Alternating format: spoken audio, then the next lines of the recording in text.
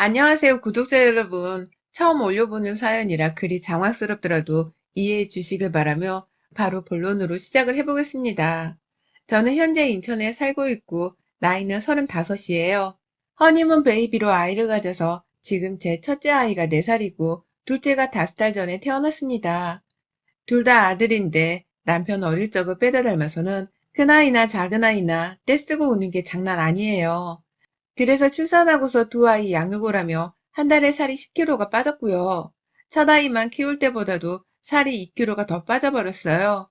그마저도 육아가 현재 진행형이라 고생을 계속 하고 있어서 살이 쭉쭉 빠지려고 하는 중이고, 이런 저를 너무 안쓰러워하던 남편이 육아휴직을 먼저 권해줘서 지금은 휴직 중입니다.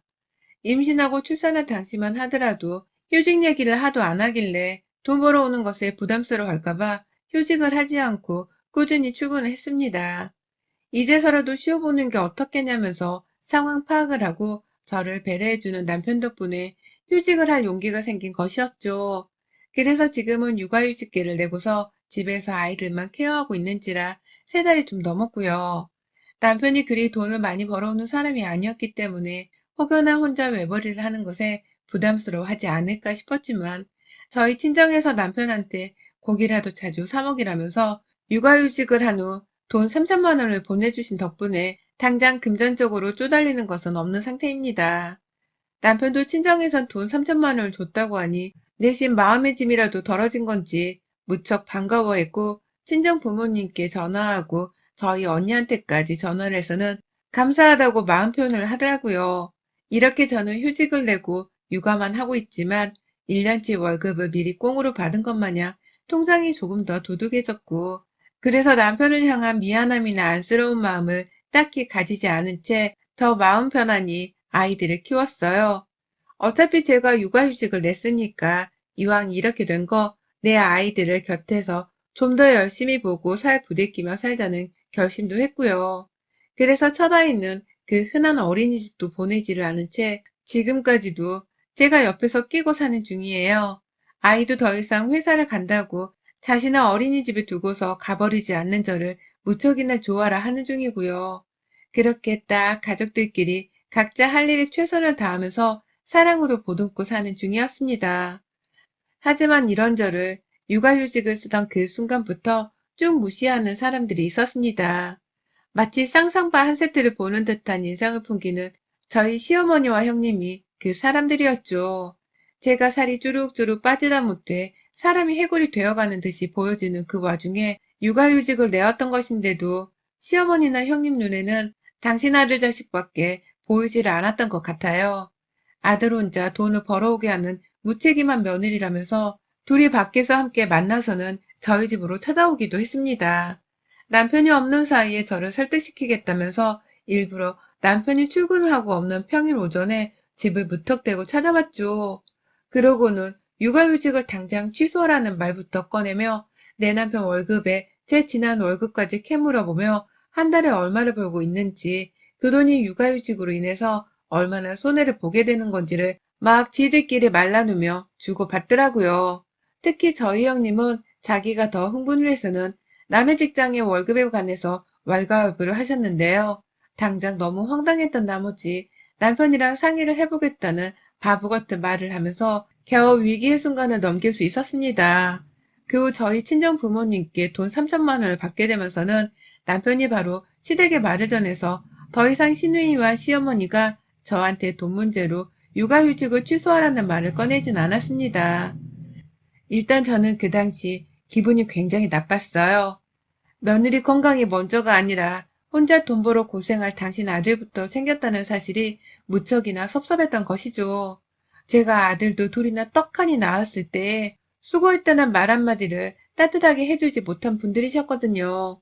오히려 제 옆에서 아들 낳아 기쁘다며 울고 있는 자기 아들을 감싸면서 우리 애가 이렇게 감수성이 풍부한데 이제 아들까지 생긴 부모가 되었으니 오죽 행복하고 기쁠까 라며 자기 아들을 보고서 장하고 대견하다며 마구 눈물을 쏟으셨어요. 그러니 애 낳고 아파서 드러누워있던 저도 황당했고, 그런 제 옆에서 저를 간호하고 있던 저희 부모님과 언니도 엄청 황당해했죠. 배째서 출산한 사람한테 수고했다고 말하는 게 아니라 멀쩡히 옆에서 구경만 한 지 아들한테 대견하다 눈물을 쏟는 어처구니 없는 상황이었으니까요. 하지만 뭐 결론적으로는 그때 그 일 덕분에 저희 친정 부모님이 시집살이를 하지 않냐며 제 걱정을 엄청 해주기 시작하셨고, 그래서 결국 제가 육아휴직을 냈을 때 돈 3천만 원도 받을 수 있었어요. 겉으로는 남편 부담스러워 하지 말라고 돈을 보내주신 듯 했지만 사실은 시댁에 흠잡히지 말고 육아휴직을 쓰고서도 먹고 싶은 거 마음대로 사 먹으며 푹 쉬라고 친정 부모님이 배려를 해주신 것이었거든요. 딸내미 걱정을 시켜드리게 해서 친정 부모님께 죄송하긴 했으나 그나마 경제적으로 여유가 있고 딸내미한테 돈 3천만 원 정도는 거뜬히 줄 수 있는 친정 부모님의 마음을 더 확고히 만든 게 우리 시어머니 덕분이라는 생각에 고맙기도 했습니다. 그리고 또 한편으로는 그렇게 평생 며느리를 인색하게 대하다가 나이가 더 드시면 꼭 후회하게 만들어주겠다는 생각으로 버텼어요. 깡으로 버틴 것이었죠. 그러던 한 달 전 남편이 갑자기 그러더라고요. 추석날쯤에 자기가 출장을 가게 될지도 모른다고 말이죠. 확실한 건 아니지만 만약 출장 가게 되면 저 혼자 시댁에 보내기는 그러니까 그냥 이번 추석은 집에서 쉬라고 말입니다. 그 말을 듣자마자 얼마나 기쁘고 반갑던지요. 가뜩이나 명절에 시댁에 가는 게 죽기보다 싫었는데 가지 말라고 해주니 고마울 수밖에요. 그간 저희 부부는 아이들을 데리고서 시댁을 정말 주구장창 드나들었었거든요.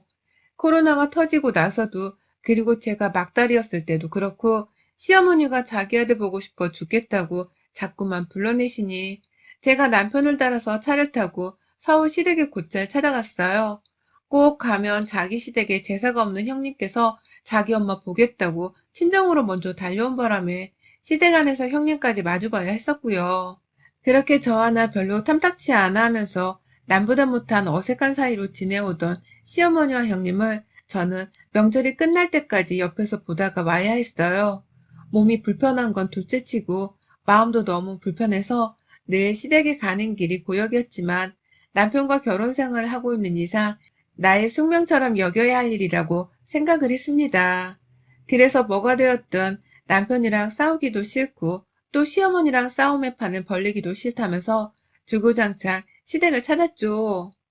코로나가 터졌을 때에도 그간 며느리들이 시댁에 가기 싫어서 맘카페 이런 곳에서 분란을 만들려고 일부러 지어낸 소리야.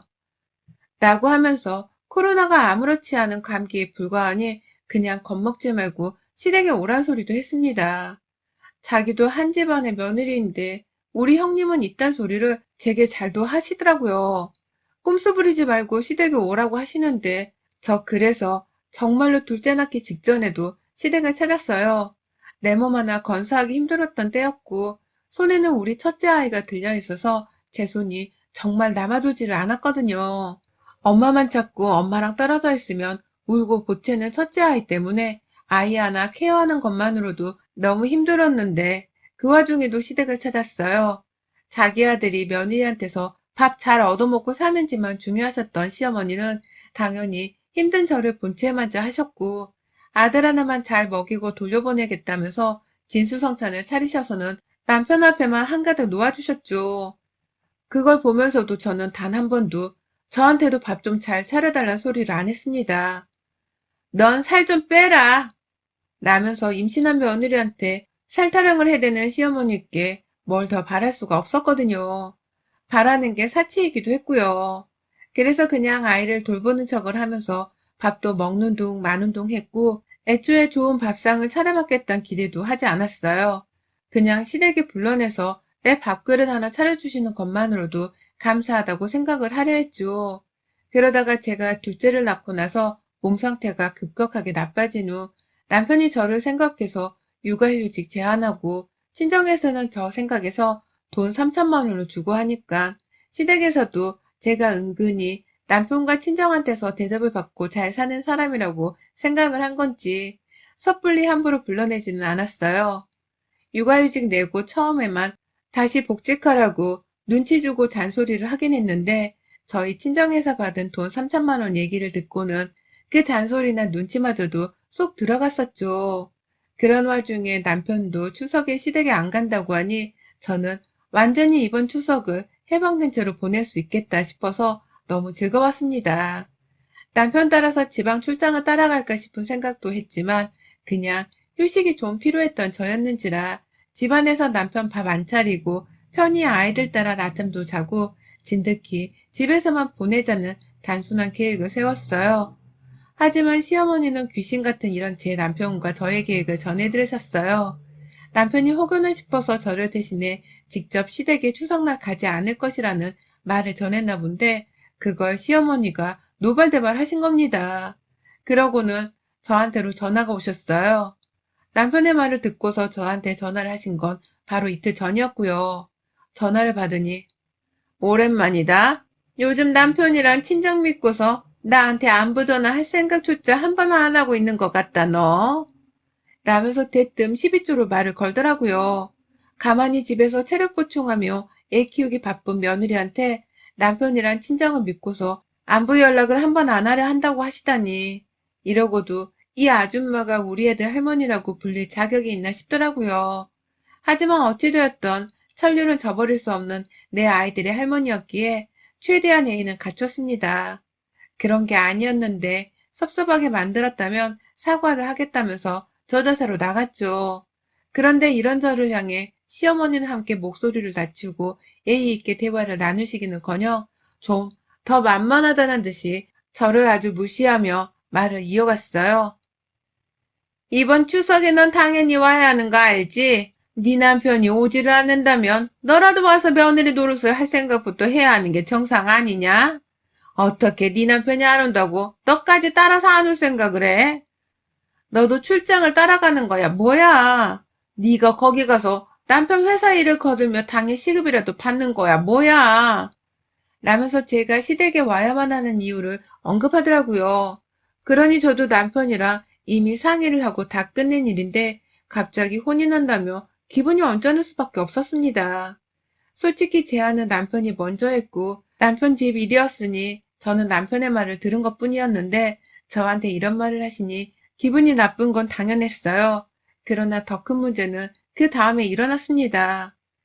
시어머니가 전화를 하면서 더 목소리를 높이려 하시던 도중 시누이가 전화를 바꾸더라고요.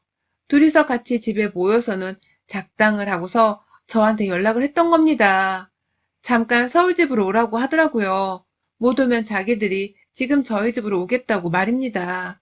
집에 있는 거 뻔히 하는데 못 간다고 핑계를 댈 것도 없었고 아이들 핑계를 대려고 하니 자기들이 우리 집에 오겠다고 무작정 나오니 제가 차마 거절을 할 수 없었어요.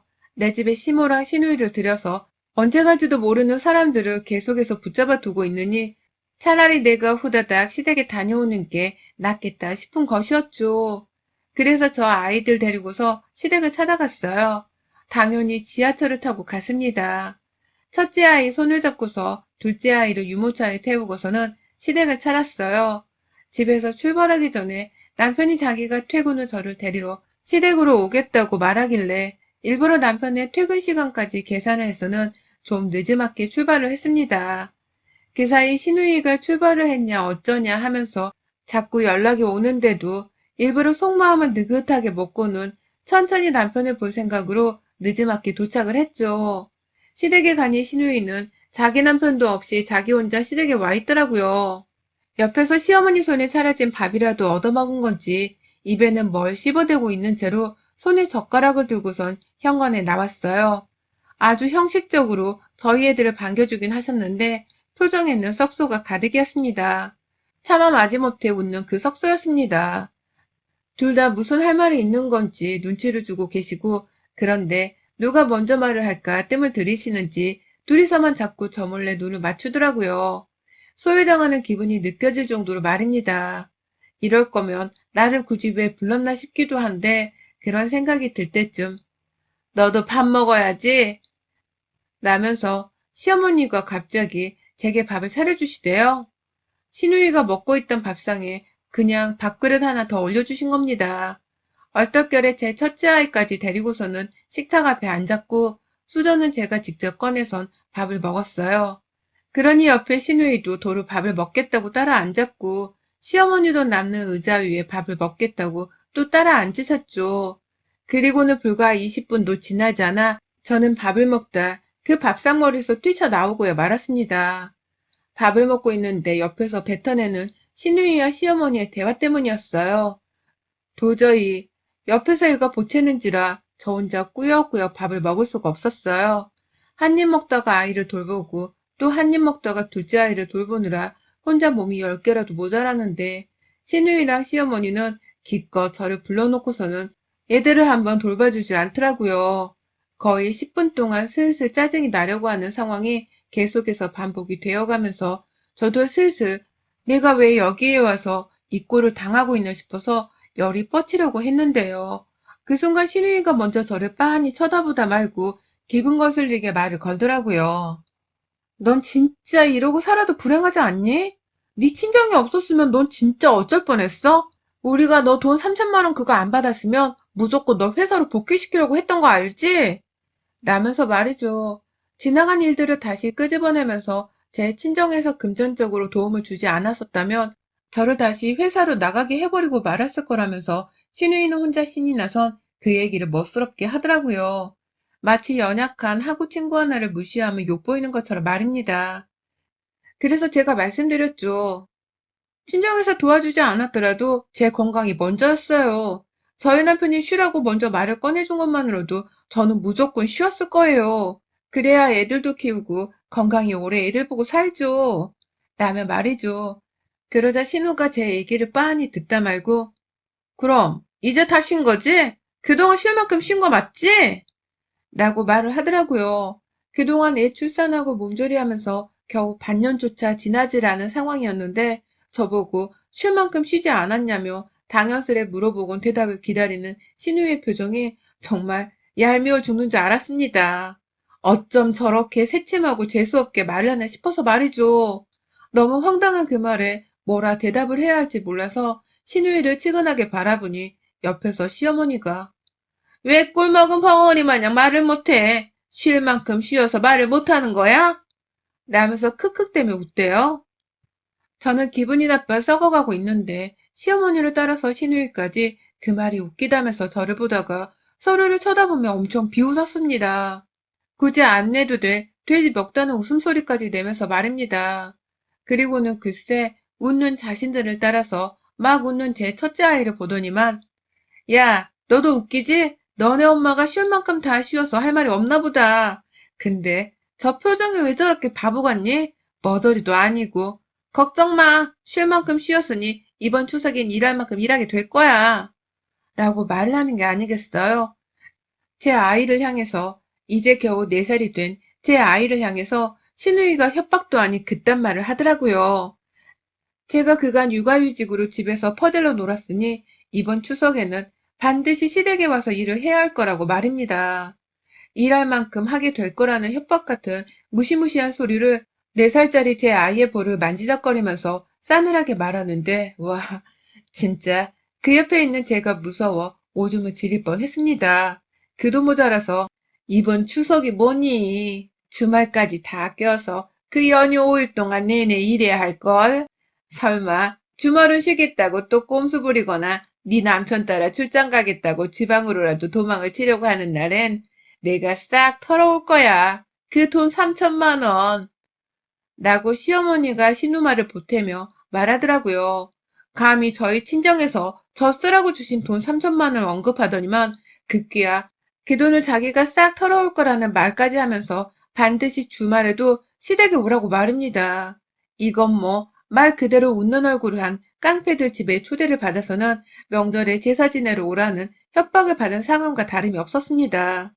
그 사이에 내 아이가 볼모로 잡혀있는 듯이 앉아있던 바람에 저는 화도 못 내고 그렇다고 애 둘 데리고 시누이랑 시모를 물리치면서까지 뛰쳐나갈 용기도 없었어요.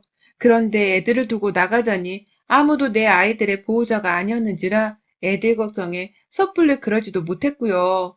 자존심이 뭉개지고 화가 치밀어 오르다 못해 너무 분해 죽겠지만 남편이 퇴근할 때까지 참았어요. 한참 씩씩대며 얼굴이 다 화끈거렸는데도 무조건 그냥 한 귀로 흘러들이면서 신우와 시무의 막말을 감내했습니다. 그리고는 거의 1시간 정도가 지나서 남편이 집에 도착했다는 전화를 걸어왔을 때 당장 시댁으로 들어오란 소리를 남긴 채 전화를 끊자마자 기다리고 있던 복수를 시행했어요. 그 1시간 내내 지들끼리 웃다가 겁박을 하다가 저를 노려봤다가 얘를 보고 웃기를 했다가 하며 사이코패스들 마냥 저와 애들을 가지고 놀던 시댁 것들을 절대로 가만두지 않겠다고 이를 갈다가 결국 터뜨린 것이었죠. 내가 니들 무서워서 지금껏 참고 있었는 줄 알아? 애들 두고 가기가 걱정되어 참고 있었는데 이제 남편이 왔으니까 내가 더 이상 참을 일도 없다. 니들은 진짜 사람이 아닌 것들이니 내가 오늘 짐승대야들 한번 굴어줄게. 나는 말을 남긴 채 그때까지 제 옆에 붙어서 막말을 해대고 있던 신우와 시모의 머리채를 동시에 낚아챘습니다. 깨악 하는 돌고래 비명 소리가 하늘 천장을 찌르는 그 순간 옳았구나 하면서 신우와 시모의 머리채를 확 박치기 해버렸어요. 제 양손에 잡힌 두 년의 머리통을 그냥 순간적으로 서로 부딪히게 해버린 겁니다. 제 손에 질질 끌린 채 박치기를 하도록 말이죠. 뜸도 주지 않은 채 바로 머리를 박아버리니 둘 다 서로 나가떨어지면서 아프다고 곡소리를 내고 충격의 말을 잇지 못하더라고요. 그 와중에 신우이는 따낸 지가 젊다면서 먼저 일어나 저한테 뺨이라도 한 대 날리겠다고 손을 들었는데 제가 그 자리에서 바로 뒤에 있던 작은 방 안까지 신우이를 끌고 들어갔어요. 내 아이가 이 상황을 더 보는 걸 바라지 않았거든요. 안에 들어가 문까지 걸어 잠그고 신우의 뺨을 얼마나 쳐댔는지 몰라요. 그 안에 간이 침대가 놓여져 있었는데 그 옆구석에 밀쳐내고는 방 안에 있던 잡동사니를 쏟아붓듯 신우이한테 던져댔죠. 그러니 신우이도 몇 번 발악을 하며 소리를 치다가 결국 입을 다물고는 자기 방어를 하는 쪽으로 결심을 했고 아무 소리도 없이 머리를 손으로 가린 채 쭈그려서는 움츠리더라고요. 한참 그러고 신우이를 상대하다가 밖을 나갔어요. 나가보니 글쎄 현관 앞에 남편이 애를 안고 서 있더라고요. 옆에서 시어머니는 저를 어떻게 또 고자질한다면서 남편 앞에서 아이고 하는 곡소리를 내며 주저앉아 계시는데 제가 진짜 이런 말을 안 하려고 했지만 시어머니 옆에 가서 두 눈을 보며 말씀드렸어요. 내가 만약 당신 같은 엄마를 뒀었다면 부끄러워서 캣 죽어버렸을 거예요. 그렇게 살지 마세요, 어머님. 며느리 괴롭히고 살다가 지옥 가면 제가 어머님 돌아가시고 나서 제사를 지내도 무의미하지 않겠어요? 라고 말이죠. 그러자 순간 어머님 눈동자가 흔들리는데 자기도 퍽 아차 싶었나 보더라고요. 결국 자신이 나이 들어 죽으면 제사를 지낼 사람은 지 딸이 아니라 저인데 이러다가 조상 취급은커녕 지옥불에 떨어진 악귀 취급이라도 당하게 되는 건 아닌가 싶었던 것 같아요. 그 순간 자기 아들을 불쌍한 척하며 한번 봤다가 저를 슬쩍 쳐다보는데 저는 시어머니께 다시 한번 말씀드렸네요. 추석에 무슨 말씀을 더 하셔도 절대로 안 옵니다. 내 친정에서 받은 돈 3천만 원을 뺏어가겠단 말씀을 아무리 더 하셔도 절대 안 와요. 라고 하고는 그냥 나와버렸어요. 애들도 그냥 남편한테 알아서 챙기고 나오라는 식으로 손도 대지 않고 나왔어요. 그러니 남편도 제 말을 듣고서는 시어머니께 그런 말을 했어? 미쳤어? 남의 화를 한참 내다가 애들을 챙기고는 저를 따라 나오더라고요.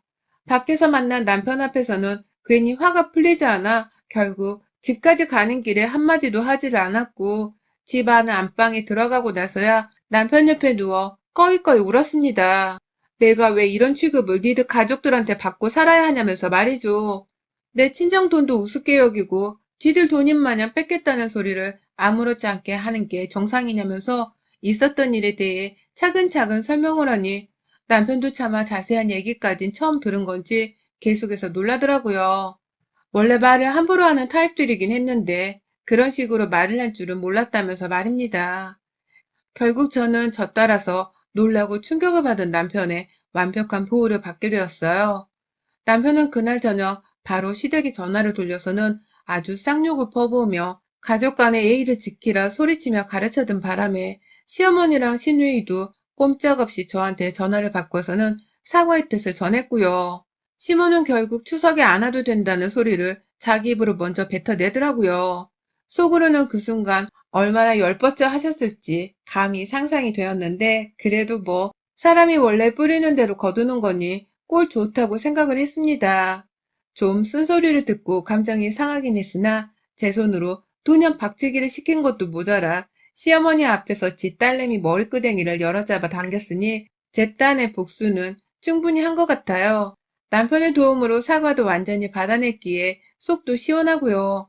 다만 앞으로도 계속해서 뒤끝이 장렬하다는 걸 보여주며 쉽사리 시어머니나 시누이의 연락을 받지도 않고 보지도 않으려고 해요. 몇 년이고 이 일을 곱씹으면서 시댁에 안 갈 구실을 좀 마련해 보려고요. 제 시댁에 안 가면 더 힘들고 바빠질 건 우리 시어머니랑 시누이일 테니 어디 한번 저의 존재감이 얼마나 큰지에 대해서 진심으로 느껴보기를 바랍니다.